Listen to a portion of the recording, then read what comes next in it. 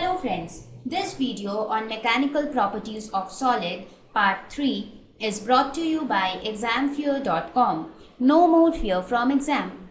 Please make sure that you have watched all the videos from part 1 to part 2 before going ahead with part 3.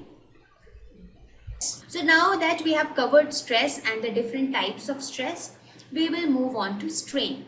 What is strain? So stress and strain are very much related to each other.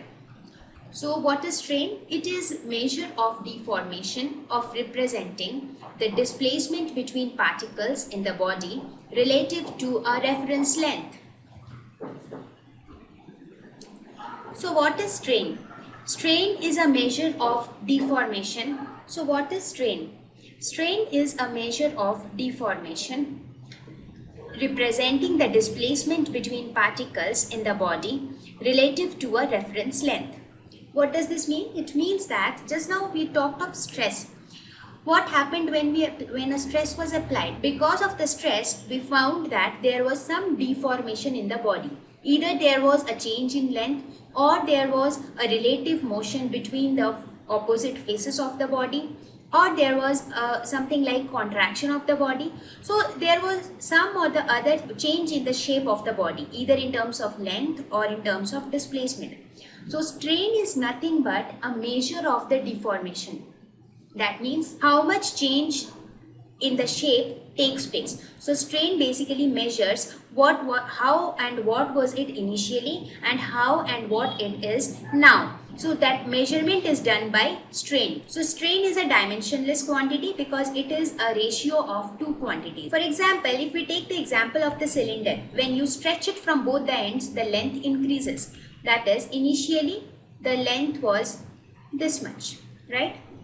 Now after being stretched, the new length becomes this much. L dash is this much.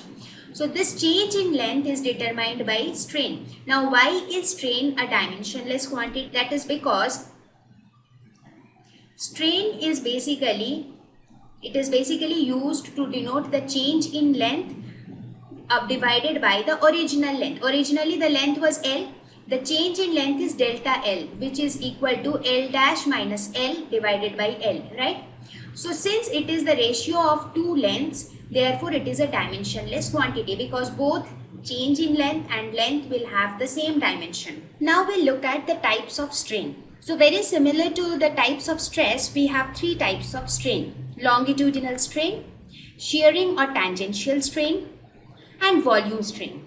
It is very easy to understand each of them because we have already discussed the types of stress. So now let us discuss each of them in detail. So let's start with longitudinal strain. What is longitudinal strain? It is basically the change in length to the original length of the body due to longitudinal stress. That means when we apply longitudinal stress in a body, there is a change in length of the body. That means either the body elongates or the body gets compressed. So longitudinal strain basically measures to what extent the change in length of the body occurred. That means longitudinal strain is equal to change in length divided by the original length. For example, the cylinder gets elongated. So let us suppose initially the length was L. After elongation, the length becomes L dash. So what is the change in length? The change in length would be L dash minus L. So the strain in this case is equal to delta L by L. So you can understand it in this way, that strain occurs as a result of stress. When there is a stress, there will be a strain. Now let us look at shearing strain. Very similar, the name itself might be telling you what is happening, right? So shearing strain is nothing but the measure of the relative displacement of the opposite faces of the body as a result of shearing stress. So what happened, just recall quickly in your mind what happened during shearing stress. In shearing stress, you applied a force parallel to the cross-sectional area, because of which there was a relative displacement between the opposite faces, right? So this strain, that is shearing strain, will measure the relative displacement of the opposite faces. It will measure to what extent the opposite faces opposite faces got displaced relative to each other. So mathematically, how can we write it? Let us suppose initially this was the position of the cylinder, right? Now this is the position of the cylinder initially, right? Now what happens? The cylinder gets displaced. That means it gets displaced by some angle theta. Let us say this angle is theta. That means initially it was something like this. Later it got displaced by some angle theta, right?